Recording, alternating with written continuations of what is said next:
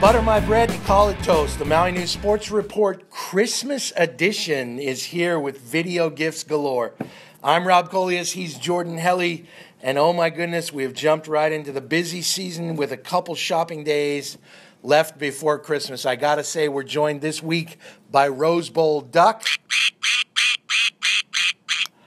And thanks to my kids for that. And then, now right to the news. In boys basketball, Jordan, Lanai beat Kamehameha Maui and stunned Seabury for a spot in the St. Anthony Tournament final.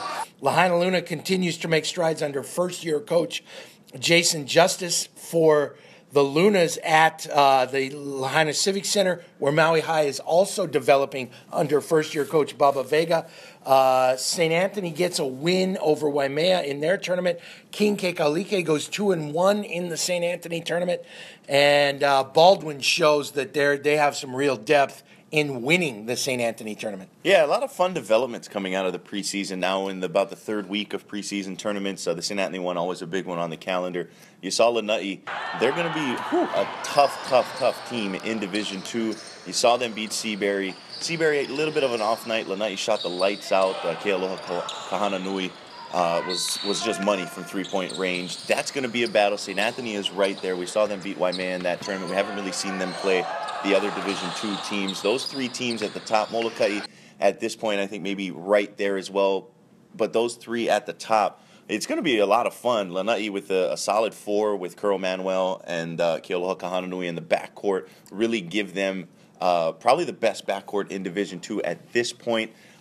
Seabury, the best front line, but Derek Kahananui and Marcus Kep for Lanai really give them a solid four.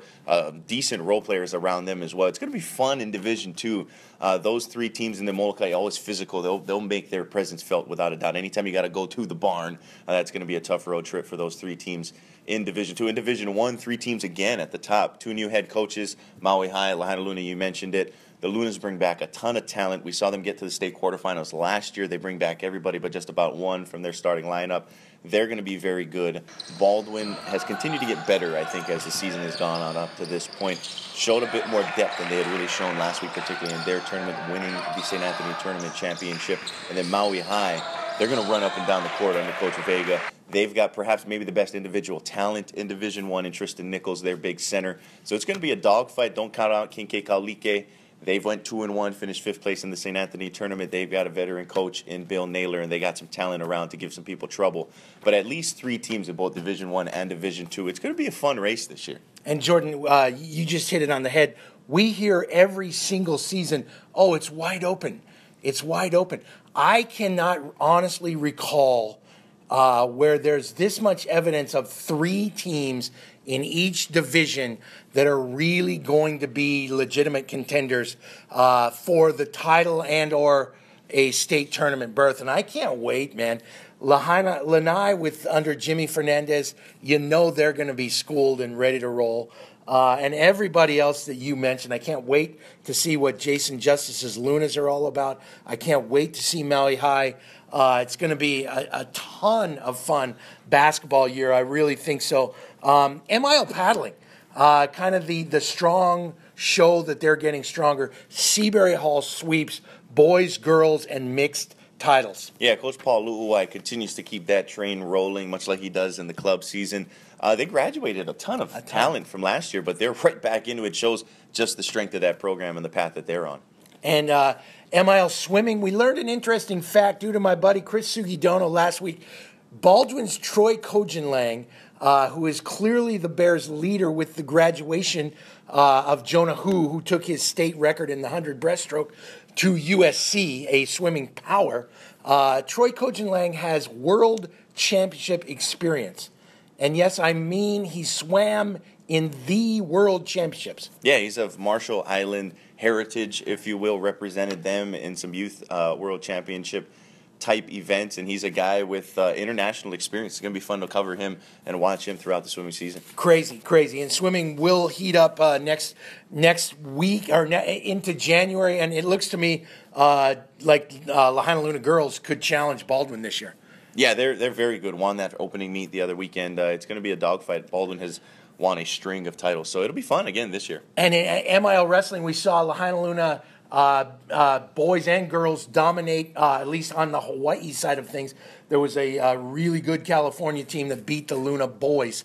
But Lahaina Luna boys finished second in that Garner Ivy meet last week. The girls won that, and they kind of carried things over to the officials meet on Oahu this weekend. Yeah, they finished in third there, but they had both Lalilea Mataafa and Kapu Jaramillo, who were both state championship winners last year. They did not participate in this tournament. That's a ton of points that they just left on the table. They're going to get those come state tournament time. Brianna Durawa Vasquez finished second. She's going to be in title matches throughout the rest of the season, if not a state champion once again. Some points there. They're going to be right there. They left a lot of points on the table, but what they did take over, they are right on schedule. They're going to be right there, as well the boys, 1.5 points behind Moanalua, the champion, which is just the difference between a win and a loss in one of those matches, whether it's the championship all the way down through the scoring matches. Thomas Rosen St. John, the lone boys winner from the MIL in what was another loaded field over on Oahu. MIL boys soccer, MIL soccer, period, appears to be shaping up once again as some real races. Yeah, Baldwin and Maui High girls both unbeaten so far in the first round of play. Kinke Kalike with just one loss. Kamehameha Maui, who's the two-time defending champion in the girls' side, has 2 losses. They've kind of lost their stride a little bit in the first round, but you got to imagine they're going to be right in the thick of things, mainly because all of these scores seem to be 1-goal differentials with those top 4 teams. Girls soccer, once again, a logjam at the top. Boys soccer looking to be the same way. Baldwin with a little bit of a leg up. Kamehameha Maui with a little bit of a leg up in boys soccer with a 1-0 victory over Baldwin earlier the other week as well. Big game against Kinke Kalike coming up this week. Those 3 teams at the top. And for whatever reason, soccer, more so than any other team sport, it seems to never disappoint with the competitiveness and just the way it comes down to the wire in both boys and girls, and looking like to be the case once again. No, every single year, and not a surprise, Jackson Stinger, our MIL 8-player football player of the year, he leads an impressive list. Yeah, not often do you have such a slam dunk winner in football, whether it's been 11-man in the past or 8-man the last couple of years since the Maui News has been dealing out postseason awards. But Jackson Stinger, no doubt about it. I don't think you needed to watch more than a couple games to realize he was the best player in 8-man football. Well-deserved. He's a guy who's got a college football potential future. He's lighting it up on the basketball court right now, but Seabury and Molokai combining for 14 members on the first team offense and defense. Just a magnificent season for both of those teams. And Jackson Stinger, the cream of the crop. Love it, and check that out in the Maui News. And that's our report for this week, and send us your bobbleheads.